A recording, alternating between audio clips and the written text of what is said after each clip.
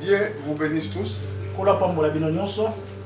Aujourd'hui, nous sommes venus pour parler du Seigneur. Nous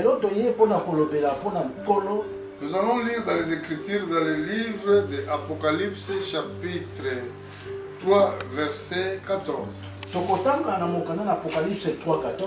La Bible déclare, écrit à l'ange de l'église de Laodicée, voici ce qui dit Amen, le témoin fidèle et véritable, le commencement de la création de Dieu.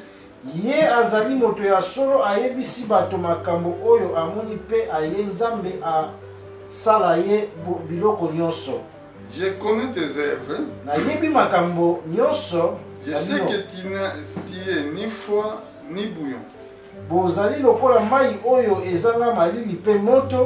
Puisses-tu être froid au bouillon, ainsi parce que tu es tiède et que tu es ni froid ni bouillon,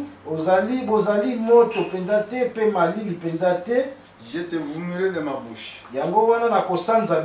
Parole du Seigneur. Que Dieu bénisse sa parole. Asseyons-nous.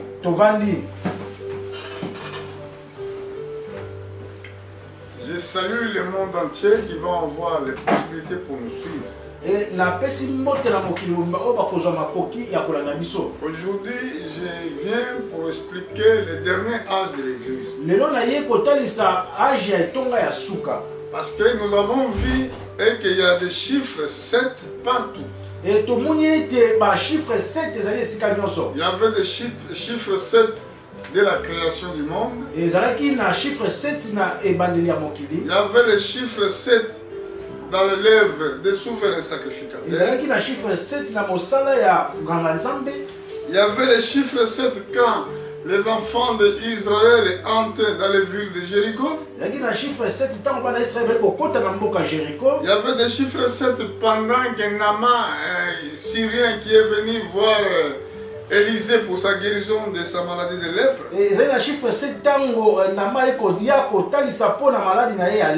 Il y a 7 chiffres dans cet âge de l'église aussi. Mais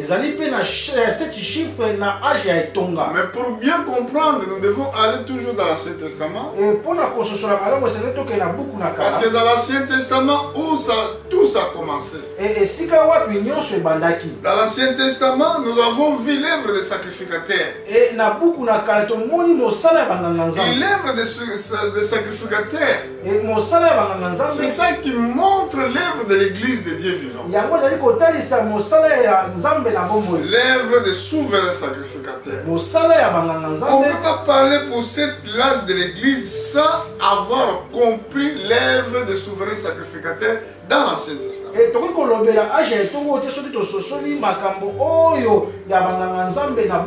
Donc le mystère c'est quoi? Ça veut dire Dieu nous a montré pendant les 7 périodes de l'église sur la terre les esprits qui vont nimer l'église. Et quelle sera l'œuvre des sacrificateurs qui est Christ? Regardez dans cette église qui est la dernière. C'est l'église la plus pire que nous avons jamais parlé. C'est l'église le plus mauvais. Pourquoi le plus mauvais? Si nous comprenons la prophétie, si nous allons partir dans les livres d'Amos, nous allons aller dans le livre d'Amos au chapitre 8 dans l'Ancien Testament.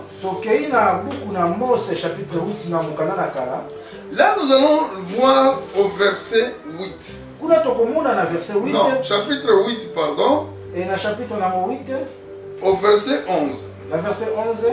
Regarde ce que la Bible dit ici. La Bible déclare, voici les jours viennent, dit le Seigneur. Éternel, où j'enverrai la famine dans les pays, non pas la déserte du pain, les soif de l'eau, mais la faim, il est soif d'entendre les paroles de Dieu. Ah, bato bakozala na nzala ya biloko te to na posa ya mai te kasi bakozala na nzala pe na posa ya koyoka maloba na ngai. Regardez bien.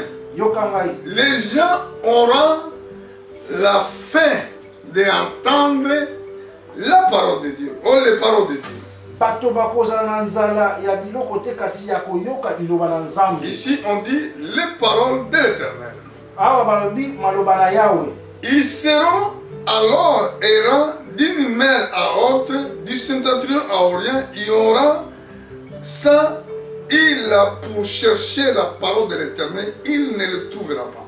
Bakobanda ko telengana pe ko tambola na mboka mobimba pona koluka koyoka maloba na ngai Yahweh kasi bakozwa yango te. Avant nous expliquons le mystère de l'église de Laodicée. Avant d'expliquer, écoutez bien ce que la Bible dit ici.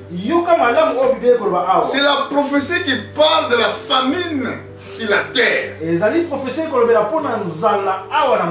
Pourquoi la Bible parle de cette famine sur la terre? Si vous lisez avec moi, soyez attentifs au verset 12. Ils seront alors errants d'une mer à autre, du septentrion à orient.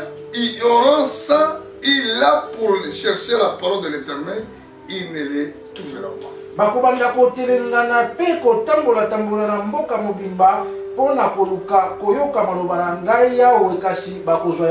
Nous allons quitter cette place pour voir qu'est-ce que l'Esprit de Dieu va nous expliquer ce matin. Nous allons aller maintenant dans le livre de Marc, au chapitre 16. Regardez ce que la Bible dit ici. Au verset 15, la Bible déclare: puis il leur dit,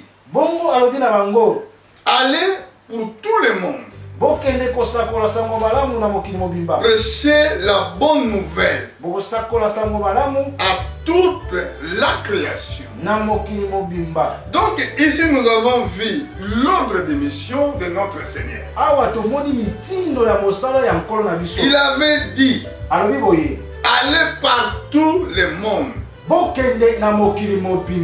prêchez la bonne nouvelle à toute la création. Mais là, dans le livre d'Amos, le prophète avait prophétisé. Il a dit qu'il y aura la famine sur la terre. Ce n'est pas la famine des déserts ni de soif de l'eau. Mais les famines d'entendre la parole de l'Éternel. Nous avons vu que les hommes vont aller de l'Orient, de septentrion, de mer à autre. Ils chercheront la parole de Dieu, mais ils ne le trouveront pas.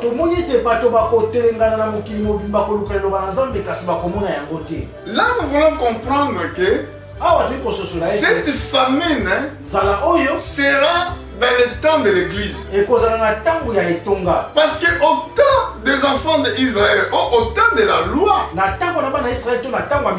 les lois étaient citées chaque sabbat dans les synagogues. Mais l'ordre de prêcher l'évangile jusqu'aux nations était après la résurrection des morts. Après l'œuvre de la rédemption de Jésus-Christ. Alors comme nous avons cet ordre d'aller prêcher l'évangile à toutes les créations, il y aura un moment qui viendra dans cette dernière âge de l'église, il n'y aura pas la parole de Dieu. Parce que là, qu'est-ce que fait la parole de Dieu? Qu'est-ce que fait la parole de Dieu? La parole de Dieu fait stimuler l'âme des croyants. Quand tu écoutes la révélation de la parole de Dieu, ça te donne l'envie de prier.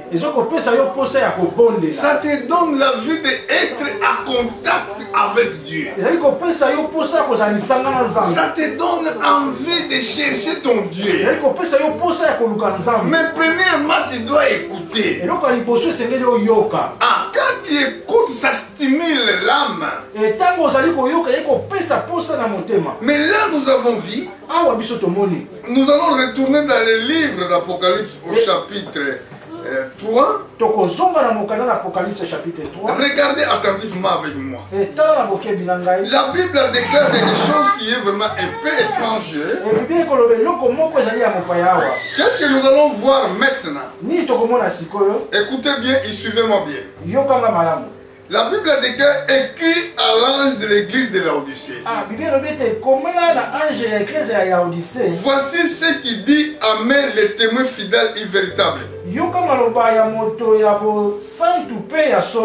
commencement de la création de Dieu. Il dit, je connais tes œuvres. Je sais que tu es ni froid ni bouillon.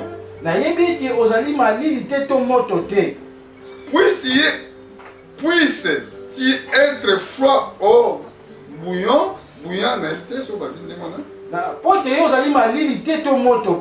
ainsi parce que tu es tiède. Et que tu es ni froid ni bouillon, je te vomirai de ma bouche. Et cette église, l'église de Laodicée. Avant de parler de cette église de Laodicée, ça veut dire, que veut dire Laodicée? L'étymologie de Laodicée, disciple de Christ. Cet nom symbolise disciple de Christ. C'était une église qui était en Grèce. Mais qui a donné ce nom de Laodicée? C'était roi Antioche. Avant de donner ce nom de Laodicée, l'église s'appelait le nom de Diapolis. Amen. C'est le nom qui était avant. Mais il a donné le nom de Laodicée à cause de sa femme. Ça veut dire, il aimait beaucoup sa femme. Maintenant, il change maintenant le nom qui était le nom de Diopolis pour donner le nom de Laodicée. C'était une église riche. Regardez bien. Nous allons voir, est-ce que cette église représente notre temps? Premièrement, nous voyons que cette église était froide. Ça veut dire une église qui n'avait pas la révélation de Christ. C'est très important. C'était une église qui n'avait pas la révélation de la parole de Dieu. Bon, si la révélation de la parole de Dieu ne se trouve pas dans une église, ça veut dire que c'est les ténèbres qui existent. Quand nous suivons selon l'âge de l'église, quand Jésus-Christ parlait pour les 10 vierges, il avait dit pendant la nuit. Les 10 vierges s'endormirent. Quand la Bible parle de la nuit, ça veut dire qu'il n'y en a pas de réveil là-dessus. Parce que Dieu est la lumière du monde. La parole de Dieu est la lumière. Les vrais chrétiens sont des lumières. Dans d'autres termes, ils nous appellent, nous sommes des étoiles. Alors pour voir une étoile, il doit avoir la nuit. il n'y en a pas la nuit, c'est très difficile pour voir une étoile. Et ceux qui boutou étali et la nuit symbolise le péché. L'iniquité. Ce n'est pas été écrit. Et comment m'a quitté? L'iniquité, ça va se croître. Et l'amour de plusieurs se refroidira. Ici, nous avons vu l'amour de Dieu n'était pas dans cette église, l'amour était refroidi. Il n'y avait pas la parole de Dieu. Mais nous allons voir, est-ce que ça montre vraiment que c'est notre âge? Regarde l'esprit de l'air. Oh, regarde l'esprit de l'air, mon frère. Écoutez bien. La Bible déclare au verset 17. Parce que tu dis que je suis riche. Je me suis enrichi. Je n'ai besoin de rien. Parce que tu ne sais pas. Suis-moi bien. Tu ne sais pas que tu es malheureux, misérable, pauvre, aveugle et nu. Nous allons expliquer spirituellement ces mystères. Vous allez voir que dans notre temps, l'église est devenue l'endroit pour s'enrichir. Écoutez la parole de Dieu, frères et sœurs. Dans notre temps, c'est là que l'église est devenue l'endroit pour s'enrichir. Les gens font les églises pour avoir l'argent. Dans d'autres pays que je connais, que je ne peux pas citer ici, quand il va s'épouser un pasteur, il se dit que non, tu as épousé un patron. C'est devenu comme ça. Mais regardez, parce que c'est une l'âge de l'église. Si nous regardons dans les temps des apôtres, apôtre Paul, il manquait même le manteau pour couvrir le foie. Il a envoyé le message qu'envoie mon manteau que j'ai laissé dans la maison de quelqu'un. Dans les temps des prophètes, autres prophètes, nous allons voir par exemple Jean-Baptiste qui restait dans le désert, il n'avait rien à manger. Il mangeait de miel. Il sauterait, merci. Voilà la vie d'un prophète. Quand nous regardons les prophètes Élie le Tisbite, même c'est des corbeaux qui ramenaient la nourriture pour les nourrir. Si nous regardons les apôtres de Jésus, un jour l'apôtre Pierre était venu. Il a dit, nous avons tout abandonné. Nous avons laissé nos familles. Nous avons tout abandonné, nous te suivrons. Qu'est-ce que nous allons avoir? Ça veut dire que c'était des gens qui ont fait des soucis aussi. Les gens qui manquaient même de moyens. Et l'apôtre Paul dit, je sais vivre de toute manière. Soit dans l'abondance, soit dans les pauvretés. Mais ici, dans ce dernier âge, l'église est devenue riche. Pourquoi? Ils ont quitté les vraies paroles de Dieu. Ils sont lancés dans les philosophies mondaines pour faire les écoles. Oh non, nous allons construire les écoles pour aider les gouvernements. Est-ce que soyez vraiment sérieux? Quand nous avons vu dans les Marc chapitre 16, Jésus-Christ avait dit, allez dans le monde entier. Allez dans le monde. Prêcher l'évangile à toutes les créations. Quelle était les missions? L'émission était pour prêcher l'évangile. Quel était le contenu des messages envoyés? Le contenu des messages envoyés, c'était de dire que si tu crois Seigneur Jésus-Christ, même que tu es mort, tu vas avoir la vie éternelle. Voilà le contenu. Dieu n'est pas envoyé les apôtres pour aller faire les écoles. Ça, c'est la première chose. Et deuxième chose, dans cette école-là, pour donner la licence au diplôme, il doit être reconnu dans les institutions internationales. Bon, une fois que cet enseignement qui est sur la terre, il est fiancé pour le diable. Voilà, je vous dis clairement, si tu as fait l'école, tu as la marque de la bête.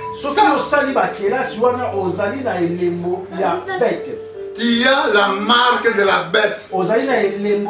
Parce que tu ne fais pas ce que Dieu t'a dit. Pour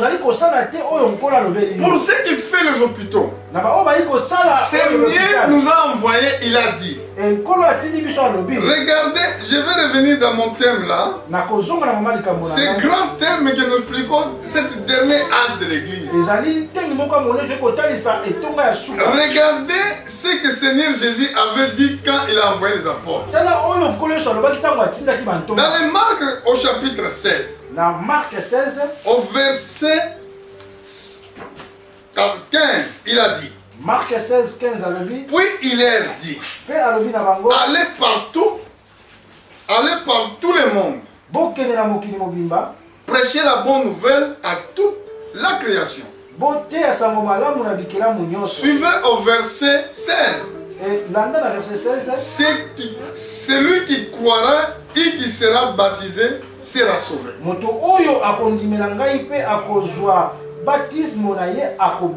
Est-ce que vous me suivez, les filles? Hier, vous avez reçu votre baptême.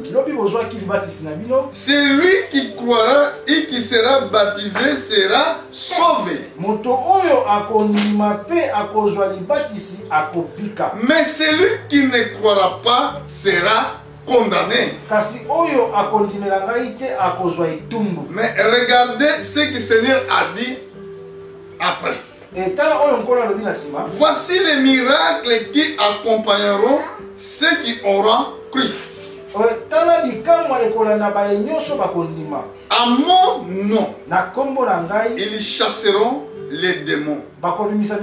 Ils parleront les nouvelles langues. Ils saisiront les serpents. S'ils boivent quelques breuvages mortels, ils ne les feront point de mal. Ils poseront leurs mains aux malades et malades seront guéris. Ça, c'est les missions que Dieu a données aux apôtres. Pas ramener la science dans l'église, ni la sorcellerie dans l'église. Parce qu'il y a beaucoup qui enseignent les autres le monde astral. Nous sommes là, nous ne sommes pas là pour parler du monde astral. Nous sommes là pas pour parler tout le temps de la sorcellerie. Mais nous sommes là pour prêcher la bonne nouvelle. Parce que la bonne nouvelle, c'est ça qui donne la foi à quiconque croit. Parce que c'est lui en singulier qui croira, qui sera baptisé, alors sera sauvé. Mais celui qui ne veut pas croire, ça veut dire qu'il refuse de ce que Dieu t'a dit. Tu seras condamné. Toujours dans le futur. Et maintenant, quand nous venons sur l'âge du troisième âge de l'église, nous allons voir que le roi Antioche, il a beaucoup aimé sa femme. Aimer ta femme, ce n'est pas mal. Mais si tu es devenu idolâtre de la femme, ça c'est péché. Là, il a aimé sa femme. Il a donné même le nom de la femme Laodicée. Ça veut dire qu'il a donné ce nom en honneur de sa femme. Mais écoutez-moi. Mais on voit, c'est le même âge de Pentecôte, âge pentecôtiste qui a commencé, je crois, en 1906. C'est là que nous avons vu les prédicateurs femmes. C'est là que les femmes ont commencé à prêcher. Ça a commencé en 1906. Ça veut dire que nous avons entré maintenant dans l'âge que les femmes cherchent à chaque fois le pouvoir. Si nous regardons même ici chez nous, dans les dernières années, il y avait un président qui avait dit que même dans le gouvernement, il y a tel nombre de femmes, tel nombre de hommes.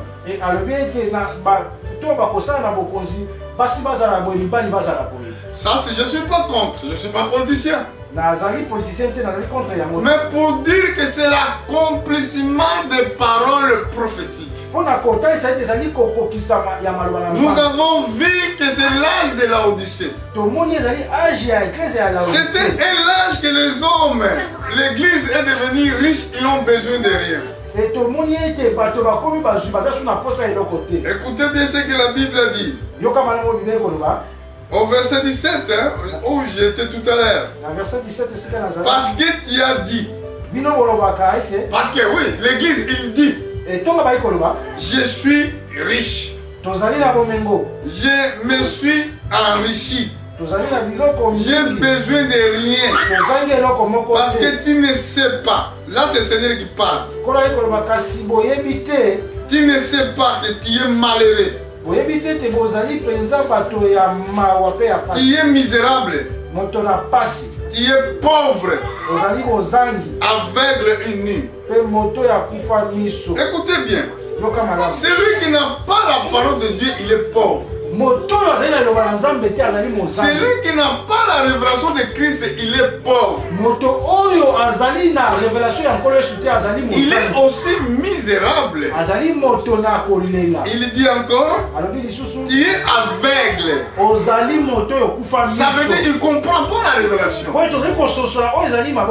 Parce que celui qui a les yeux comme Balaam a dit. Balaam avait dit, c'est lui qui a l'œil ouvert. Ça veut dire un homme de Dieu, un prophète de Dieu. Il doit avoir les yeux comme de l'aigle qui voit clair. Amen. C'est très important. Parce que l'aigle, pourquoi il est comparé dans le ministère? On compare l'aigle dans le ministère parce qu'il a des yeux puissants. Il peut être loin, mais il peut aussi voir quelque chose qui est caché, même il est en dessous. Ça veut dire que c'est les yeux de Dieu. Il voit tout. Personne ne peut se cacher devant lui. Il voit tout ce qui se passe sur la terre. C'est pour cela qu'il a dit que je connais. Je sais. Parce qu'il voit tout. Quand il se cache. Mais lui, il voit. Il voit tout. Regarde qu'est-ce qu'il a dit. Il a dit que tu es aveugle et nu. Ça veut dire quelqu'un qui ne comprend rien. La nudité spirituelle.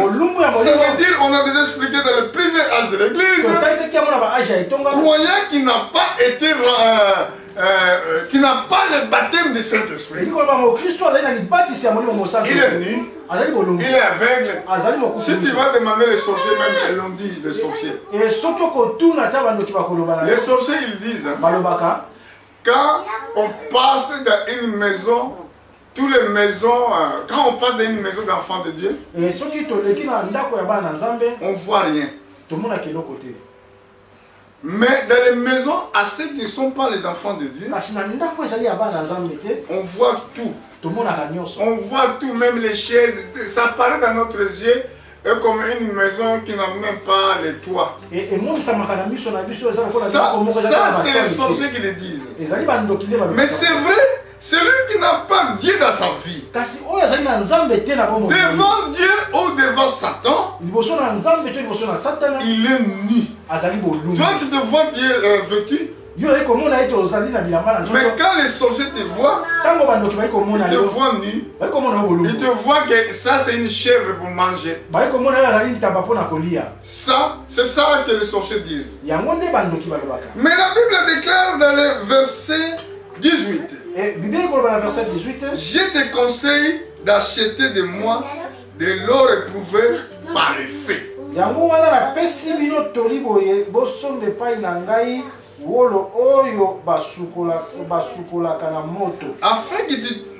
Afin qu'il devienne riche et les vêtements blancs.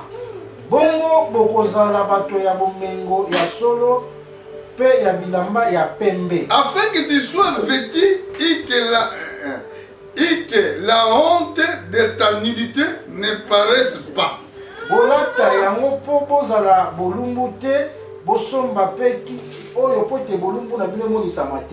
Et une colérie pour oindre les yeux afin que tu vois.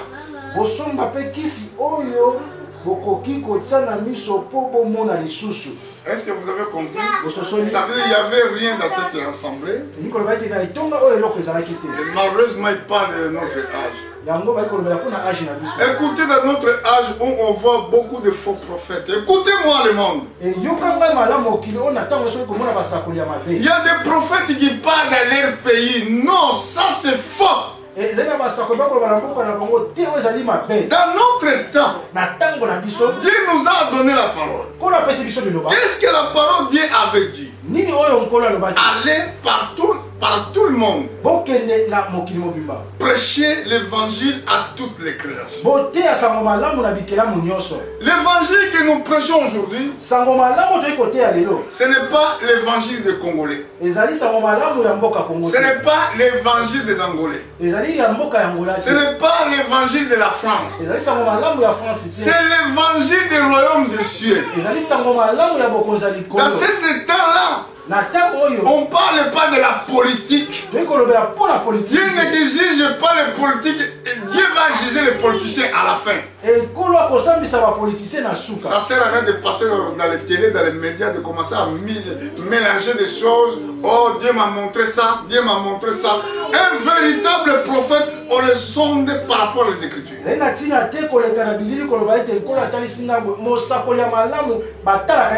Parce que, sachez-le bien, tout qui dirige le monde, tous les gens, ils sont dans le contrôle du diable. Satan, il avait dit devant le Seigneur, il a montré la royauté, il a montré la terre. Il a dit, si tu vas prosterner devant moi, je te donnerai. Parce que je donne à qui je veux. Parce que c'est lui qui contrôle le monde. Quand vous croyez que Dieu va envoyer un roi, je ne sais pas. Moi, je ne parle pas de ça. Je n'ai pas cette conviction. Mais les convictions que j'ai par rapport à les Écritures. Je crois seulement ce que le Seigneur a dit. Parce que la paix viendra dans les royaumes des milléniums. La paix viendra. Quand le prince de la paix viendra pour venir régner, c'est là que la paix sera partout. Mais pour le moment, la prophétie dit, il dit que le royaume, autre royaume se posera avec autre royaume. La guerre sera dans plusieurs parties du monde. Pourquoi la guerre? Parce que c'est la prophétie qui s'accomplit. Alors là, nous avons vu aujourd'hui cette église. Cet âge de la Laodicée, c'était une église foi où la révélation de la parole n'existait même pas. Ici, la Bible parle. Je te conseille d'acheter de moi de l'or éprouvé. Un jour, nous avons prêché sur le baptême du feu. On a déjà prêché. Suivez attentivement les prédications du baptême du feu. C'est là que nous avons parlé sur l'or. L'or éprouvé par le feu. Et l'or éprouvé par le feu, ça veut dire la vie d'un croyant qui est éprouvé par le feu.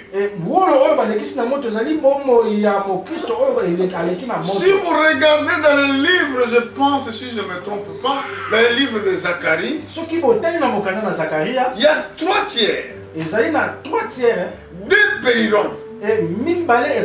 Mais il y a un tiers. Dieu va faire passer cet un tiers dans le feu pour les sanctifier. Et apôtre Pierre, je crois, dans le livre de 1 Pierre, il parlait, je vais essayer de voir cette verset, si le Seigneur va permettre que je le voie.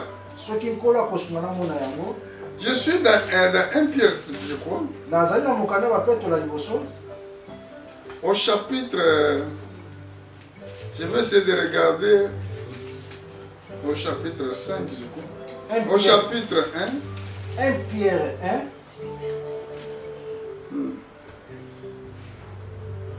Je suis au chapitre 1. Voilà les témoignages des apôtres de Dieu. Il a dit, c'est là ce qui fait, au verset 6, c'est là ce qui fait votre joie. Quoique maintenant, puisqu'il faut vous soyez attristés pour peu de temps par diverses épreuves. Afin que l'épreuve de votre foi, plus précieuse que de l'or périssable, qui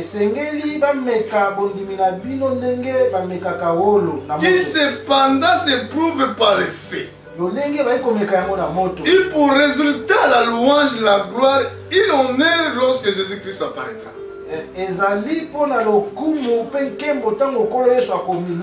Quand vous passez dans les épreuves, sœurs, frères, devant Dieu, vous passez dans le feu. Et Jésus, Jean-Baptiste avait prophétisé. Parce que la parole prophétique s'interprète prophétiquement. Il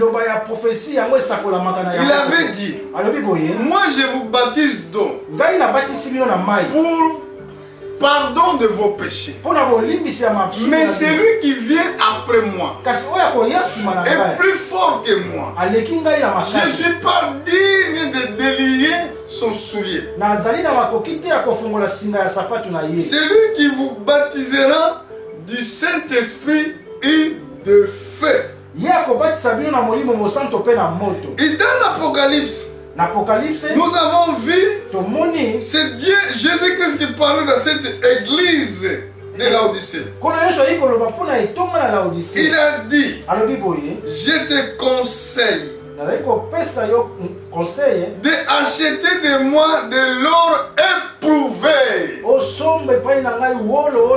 par les faits. Les croyants qui surmontent pas les épreuves, ce n'est pas un bon croyant. Écoutez bien le monde. Non, il n'y a pas de surmonter ces épreuves. Jésus-Christ était devant le diable quand il est parti faire le jeûne de 40 jours, 40 nuits. Il y avait des épreuves. Les tentateurs étaient là. Les tentations étaient là. Mais nous avons compris que cette église est devenue foi. Parce qu'ils n'ont jamais surmonté leurs épreuves. Car Satan les a séduits à cause de l'école. Ils l'ont accepté. Quand ils faisaient les écoles, ainsi vous allez avoir beaucoup de l'argent, ils l'ont accepté. Il y a des prophètes, pasteurs qui sont corrompus, ils reçoivent l'argent pour prophétiser et pour prêcher. Donc il fait maintenant le travail de Dieu pour avoir intérêt. Une fois que notre intérêt sera au ciel, notre récompense sera céleste. Ce n'est pas sur la terre. Nous ne cherchons pas les choses périssables. Nous ne cherchons pas les choses qui sont terrestres. Ce que nous devons chercher, c'est les royaumes des cieux. Ce que nous devons chercher, c'est les choses d'en haut. Les choses qui sont terrestres. Mais maintenant, les gens, ils sont maintenant corrompus à cause de l'argent. Pasteur, il gagne l'argent. Maintenant, quand il lui donne l'argent, il abandonne le véritable chemin. Pourquoi, réellement, dis-moi la vérité, pourquoi tu as accepté de faire l'école? Soyez sincère à toi-même. Ça, ce n'est pas pour raison d'avoir l'argent. Quand vous faites des hôpitaux, ce n'est pas pour avoir l'argent. Bon, si je voulais vous poser une question. C'est vrai que les gens qui viennent là pour recevoir le traitement, vous les donnez gratuit? Les gens qui vont à l'école, ils sont là, ils restent à l'école gratuitement. Voilà ce qui vous enrichit. Après avoir tout cet argent-là, vous dites que nous sommes riches. Finalement, vous êtes des pauvres, aveugles et nus. Et Jésus, il vous dit ici, il vous conseille, il nous conseille tous d'acheter de moi de l'or éprouvé par le feu, afin que tu deviennes riche, et des vêtements blancs, afin que tu sois vêtu, et que la honte de ta nudité ne paraisse pas. Il a coloré pour oindre tes yeux afin que tu vois. Donc nos yeux, nous devons bien voir. Voir quoi? Comprendre les Écritures. Amen. Si tu ne comprendrais pas, si tu ne comprends pas, tu es aveugle. Comme Jésus avait dit aux pharisiens, il a dit que vous êtes aveugles. Malheur à vous les pharisiens, les aveugles. Pourquoi il a traité les aveugles? Parce qu'ils lisaient les Écritures, ils ne comprenaient pas. Ah, c'est lui qui comprend le message de Dieu. C'est lui qui comprend la prophétie. Donc c'est lui qui Dieu l'enseigne. Mais celui qui ne comprend pas, tu peux lui donner chapitre. Et la Bible dit ça, il dit qu'il ne comprend pas, il sera toujours incrédule.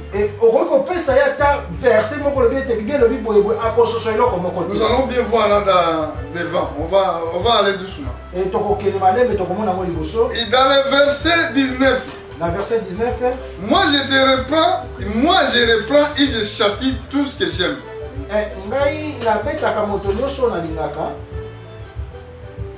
Aïe donc du zèle, il répand-toi.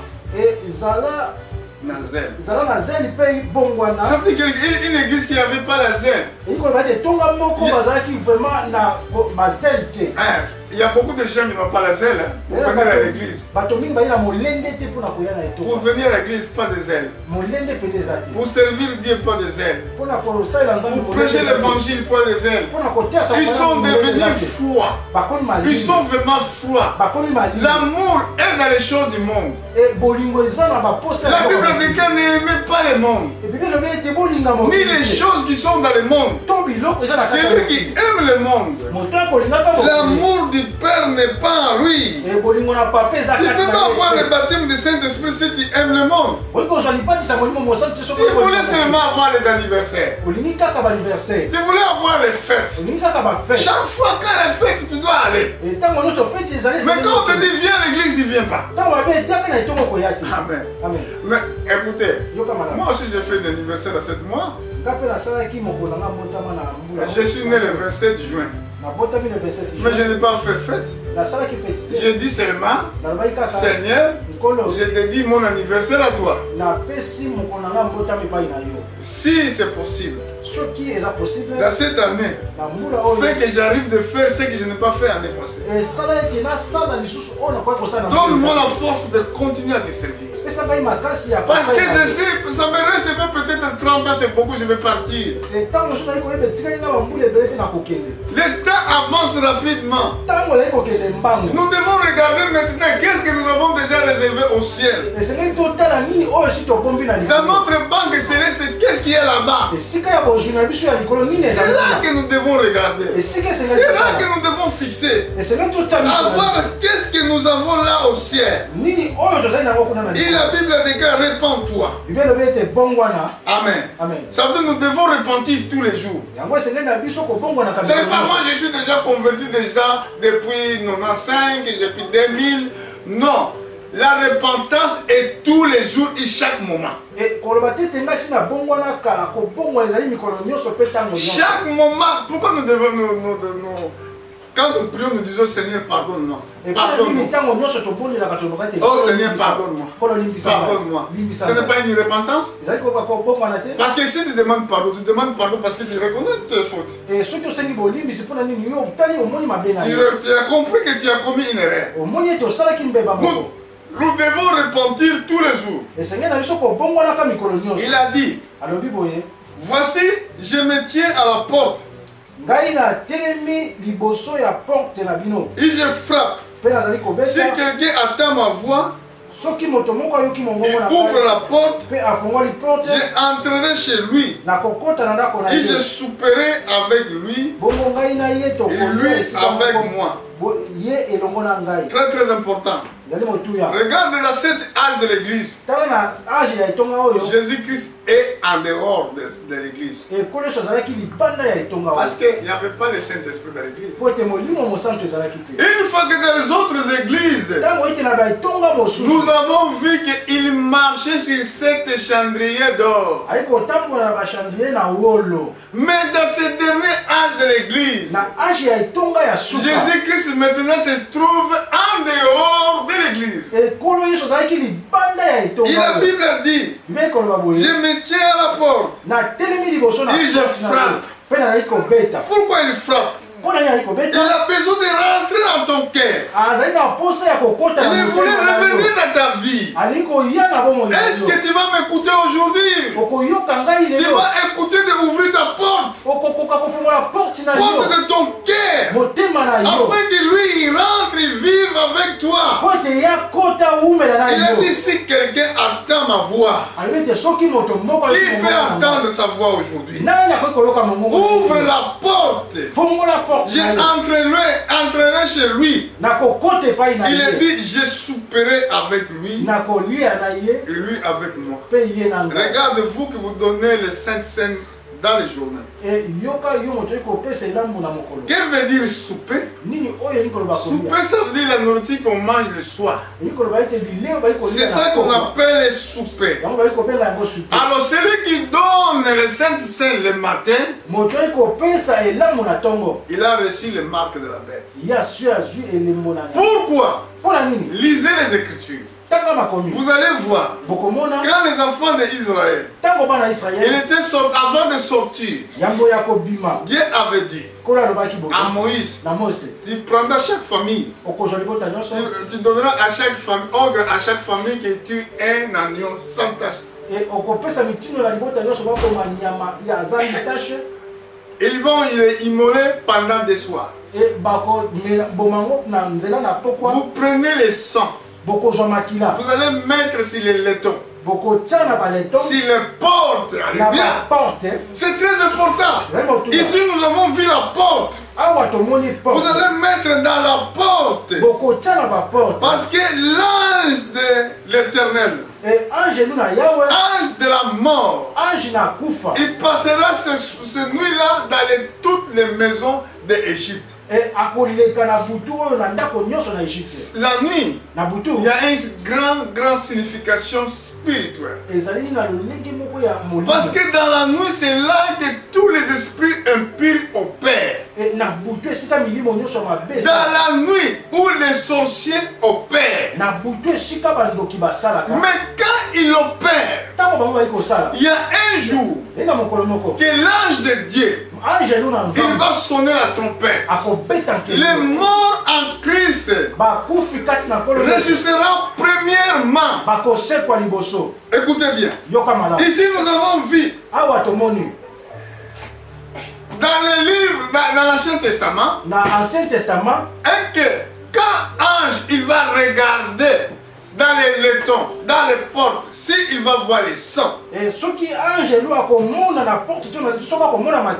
il passera par-dessus. C'est ça qu'on appelle Pâques. Pâques, ça veut dire passer par-dessus. C'était les soirs. C'était des soirs. Dans l'époque de notre Seigneur, il a fait le Saint-Saint.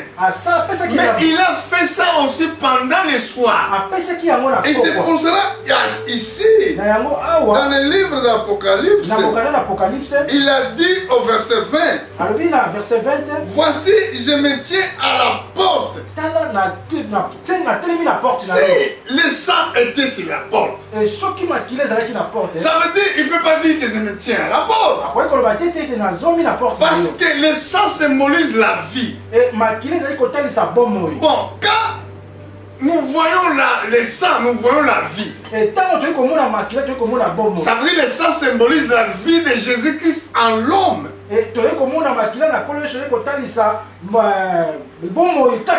Si vous regardez dans l'Ancien Testament, Dieu avait dit à Caïn, Caïn, où ça trouve ton frère Abel? Il a dit, Caïn a répondu, est-ce que moi je suis gardien de mon frère?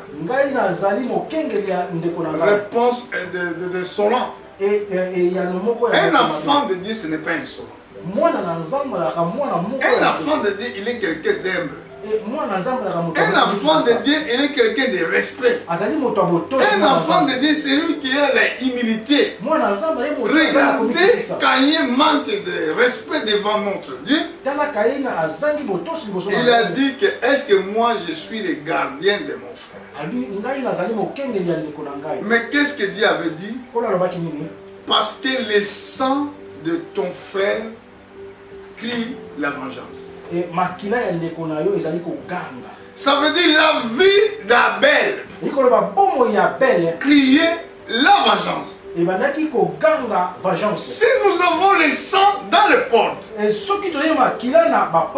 sang de l'agneau qui était immolé, ça veut dire que c'est impossible que nous soyons encore condamnés à mourir. Parce que nous avons la vie de Dieu. Mais ici nous avons vu et que Jésus était en dehors de la maison. Quelle maison que la Bible parle?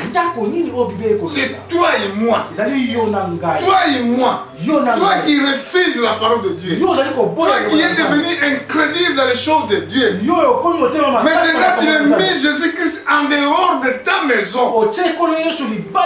Lui il a dit au verset 20, voici je me tiens à la porte. Il frappe maintenant. Est-ce que tu peux ouvrir ta maison? Est-ce que tu tends ma voix? Ou ouvrir la porte? J'entrerai chez lui. Et je souperai avec lui. Et lui avec moi. C'est la nourriture de soir. C'est ça que Dieu avait dit à Moïse de faire. Il s'est écrit encore au verset 21. C'est lui qui vaincra. Je le ferai ce soir avec moi sur le trône.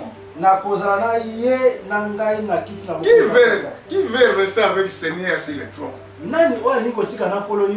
Parce que c'est le problème de vaincre. Tu ne peux pas vaincre le monde, c'est une fois que tu aimes le monde. Il sera impossible.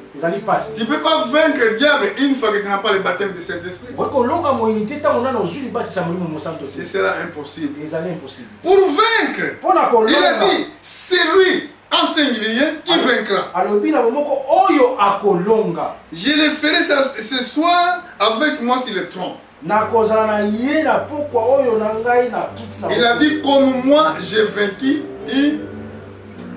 il me suit assise avec mon Père sur son trône.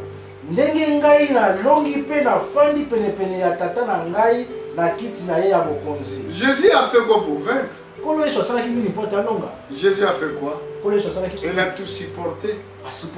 Il a supporté les insultes. Il a supporté l'humiliation. Il a supporté les critiques. Il a supporté les condamnations. Personne ne l'a aimé. Comme la prophétie avait dit dans le livre d'Isaïe, personne n'a fait attention. Il était comme un brebis mouillé, ramené dans le battoir. Il n'a pas ouvert sa bouche. Il a supporté. Si tu voulais vaincre sur la terre, tu dois tu perdre. Accepte de perdre. Alléluia. Oh, accepte de perdre mon frère. Accepte de perdre ma sœur. Mais pourquoi Jésus avait dit, celui qui veut aller avec toi 1 kilomètre, soyez patient d'aller plus de kilomètres. Celui qui te demande quelque chose que toi tu as mis, tu lui donnes encore un t-shirt qui est en bas. Nous devons être patients sur tout ce qui nous persécute. Parce que si nous avons compris que sur la terre nous n'allons rien avoir, nous cherchons ce que Dieu a caché pour nous. Accepte de perdre sur la terre. Même ceux qui ont vendu ta maison, même ceux qui ont fait du tort, accepte seulement. Parce que tu ne peux pas se défendre. D'ailleurs, ils sont plus nombreux que toi. Vous savez, les enfants d'ennemis, ils sont plus nombreux. Ce n'est pas été écrit les moissons est grand. Peu d'ouvriers. Et tandis que Dieu nous a fait des ouvriers dans cette moisson. Mais c'est lui qui dit que les moissons vraiment est grand. Quand il disait les moissons est grand, il disait par rapport à quoi? Il disait par rapport à la terre est grand. Mais peu d'ouvriers. Donc nous avons compris que si la terre, donc personne ne veut servir Dieu. Une fois que c'est écrit, vous servirez l'Éternel votre Dieu. Il bénira votre pain. Toi tu ne travailles pas. Comment tu veux que ton pain soit béni? Donc si nous labourons la terre, une fois que Dieu nous a donné les moissons pour labourer, alors notre pain nous sera donné. Mais si nous ne labourons pas la terre, nous serons des pauvres. Donc c'est pour labourer la terre. Nous devons prêcher l'évangile. Nous devons servir Dieu. Et c'est pour cela que la Bible déclare, il a caché ces choses aux intelligents. Il a révélé aux enfants. C'est lui qui veut être enfant. Ça veut dire quelqu'un qui voulait être humble. Quelqu'un qui demande qu'il soit humble. Dieu le révèle la parole de Dieu. Ça veut dire qu'il va voir les yeux de voir. Il va comprendre aussi l'homme de Dieu. Amen. Parce qu'un homme de Dieu, la différence d'un envoyé de Dieu, parce que l'envoyé de Dieu a la révélation de la parole de Dieu. Comme la Bible dit,